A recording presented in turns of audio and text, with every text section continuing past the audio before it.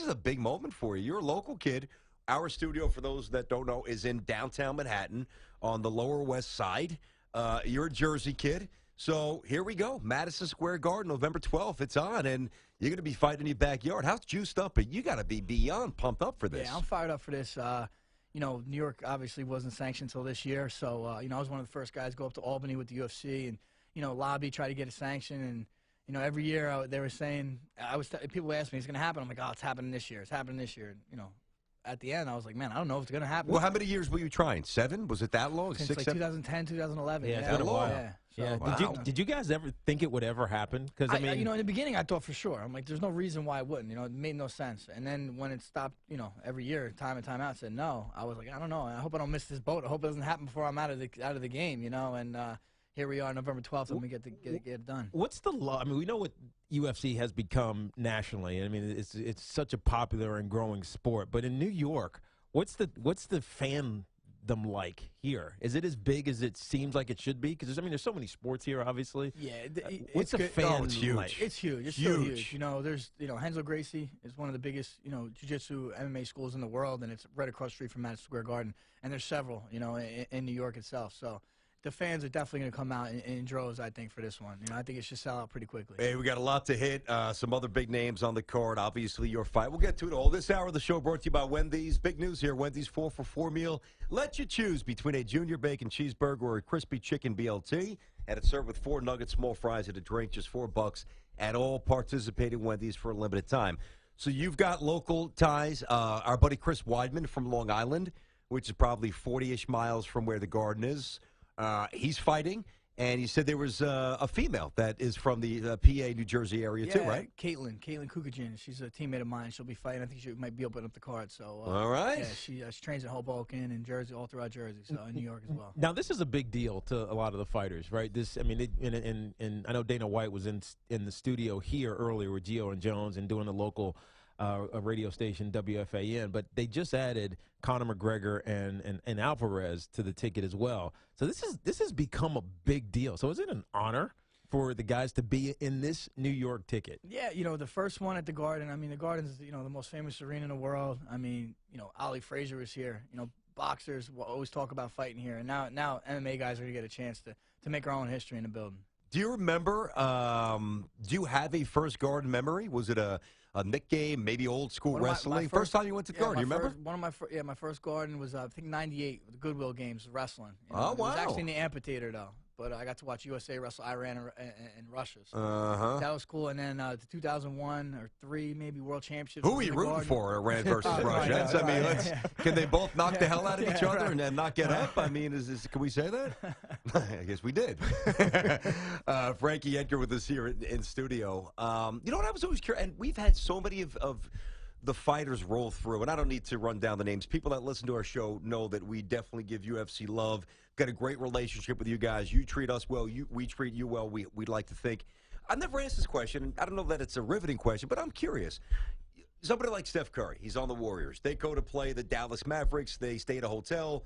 The Warriors obviously pay for that. When you go, now obviously you're only 50 miles from the fight now. Right. But like if you're in, say, London, or if you're in Chicago, or if you're in LA and you're fighting, does the UFC umbrella pay for the accommodations? How do you I know golfers are a separate entity. Are you a completely separate entity in terms of travel arrangements and taking care on your dime? They take care of myself and usually another teammate or a coach of mine, maybe 2 coaches. So they'll give us me and a couple flights. And they will? And me and maybe 2 rooms. But anything on top of that extra, which yeah. You have a whole team. You need to bring a lot more guys with you. And, sure. Usually get some more rooms. That's on us. Now, is a guy like Conor McGregor, is he getting like a charter, or is he still kind of going? I don't know. Him, he's in a different league. Yeah, he's made a lot of money. He's making that big dough, so he might have his own plane at this point. Gotcha. Who knows? Yeah. We always talk about the guys, how they got into this, and because it's not that old. I mean, it feels like it's been around for a little bit, but it's really still very young. And The Ultimate Fighter, which was a TV show, kind of brought it to popularity. When you first got into this, what were you thinking about? I mean, you were a wrestler in high school, wrestler in college. What were you thinking about going around, beating the crap out of someone else? I came home from school, and that was right around the time of the first Ultimate Fighter, and I knew I wanted to give it a try. I didn't know it was going to be my career by any means. I just wanted to do it just to fight because, it's fun. I get to work out, learn some skills and whatnot, and I mean, I think when I first started fighting, there wasn't even a 55-pound division in the UFC. So, I thought I was going to fight in Japan and stuff, and then eventually they added the 55-pound division, and, I jumped in there. If I'm not, you lost your last fight, right? Correct. Okay. How different is it? And you've had a lot of wins. I'm not obviously not trying to eliminate the loss. I know, right? You know what I'm saying? But I mean, I'm just reacting to what happened. BT's like, I'm a little bit bigger than him. Yeah, I'm not thinking anything like that. I'm probably good. I can say whatever I want. Maybe 6 seconds he'll kill me. How different is it training? Not so much the physical regimen, but the difference mentally. Training after a win versus training after a loss, because I certainly want you to answer that as long as it takes. But like in boxing, if you lose too many fights, after a while you kind of get kicked aside. Right. Similar in UFC, if you lose too many, you're no longer a viable. I'll put quotes around that contender. So the pressure's got to be amplified. Yeah, What's it like training after a loss? Yeah, it's motivating in a way. It's added pressure, but I've had a long career in the UFC. I've had wins and losses, and I seem to bounce back, and that's what you got to do. You got to kind of look back at your last fight, see what maybe you did wrong, what you can improve on, and just try to attack it that way. How's the title shot? Where does that sit in your import? Like, how important is that to you? Yeah, I held the title at lightweight. I came down to featherweight. I had two cracks at it. I lost some close fights. Why'd you go down? Yeah, I was going to ask this. Why did you go down? Well, at 55, I literally I didn't cut any weight. I probably weighed 54. Fighting at 155. So now I'm at 45. I still cut minimal weight. I'm probably one of the smaller guys at 45 as well. I just went down just because the guys started getting bigger and bigger. And I lost the title. I went down. I still think I could beat a 55. But it just made sense for me. Frankie Edgar with us in studio.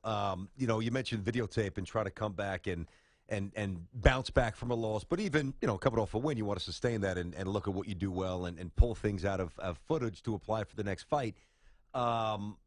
Basic question, but I think I know the answer. But, if you look at a hitter and you can splice together pitch selection, what other pitchers throws, tendencies, try to get a feel, get a book, if you will. Yeah, how do you train? Exactly. Yeah. How do you game plan against someone? Yeah, I think I know the answer because it's obvious, yes. Yeah. But how much can you take from, a 20 or 30-second clip that maybe ended a fight for you positively or negatively and really extrapolate from that and take into the next fight? Is it as simple as it seems? Yeah, I'm not a big film guy.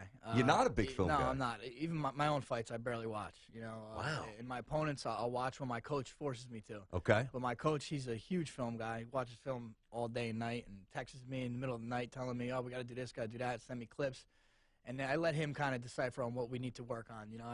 I try to stay out of it and just put it into play when I'm training. Yeah, so much of that seems risky, though. I know, doesn't right? it? Because you haven't seen it. Well, you know what, though? The way I feel is you watch a guy, you're gonna start saying, "Damn, he does that good. Damn, he does that good. Damn, he does that good." Now, when you get in the fight with him, you're waiting for him to do these things. Then you're sitting there waiting on the guy. I'd rather just say, "All right, I know what I do well, and I'm gonna execute." You want to set the tone. Yeah, interesting. Yeah, a big part of UFC has become the stare down controversy. Let's fight before the fight. The trash talking that goes around it, which makes it interesting. It's almost like reality television. I always say that about sports anyways. Football's the greatest reality television show going and forever going.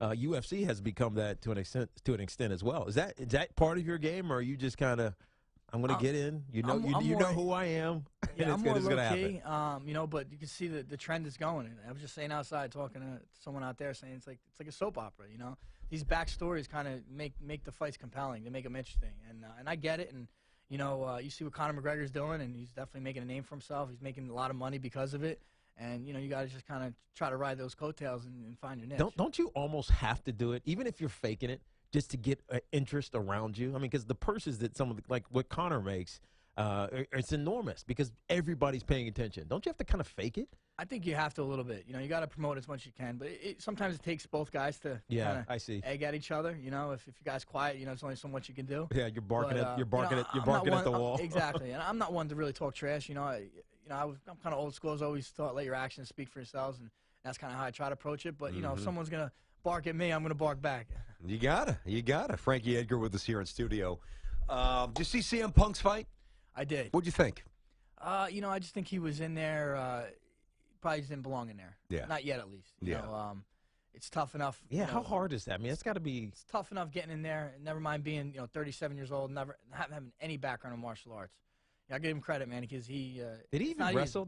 Was he a wrestler? Oh, yeah. Had to have been. I mean, thought he was. not even amateur wrestler. I'm talking about like he was a wrestler. Oh, like in high school. non-WWE. Yeah. I don't think he was an amateur wrestler. I don't think he did boxing, karate, anything. Yeah. So I mean, wow. What's the biggest skill that you bring from and other guys from boxing and wrestling? What's the biggest skill you bring when all of a sudden you have to be not really a master, but you got to know pretty well a lot of disciplines in hand-to-hand combat? Yeah, you got the way the sport is now. Back in the day, you could be a one-trick pony and get it done. Now you got to be able to do everything. Yeah, I told you about that fight with Glaze that I saw. There was a guy that fought before him that all he wanted to do was box. Yeah. So he get back up and just start boxing. All he wanted to do was box. Exactly. As soon as he got on the ground, he was done. It's a wrap, and you can't have holes in your game because they'll get exploited real quick in the UFC now. Everybody you fight's a good guy here. What's the most important one? Well, I'm going to be biased just because I come from wrestling, so I think wrestling is a great base because, it's a great foundation because you could build off it. Jiu-jitsu is a grappling sport, so jiu-jitsu comes naturally. And wrestling just teaches you how to train and be mentally tough. Going through a college season is like nothing you could ever do.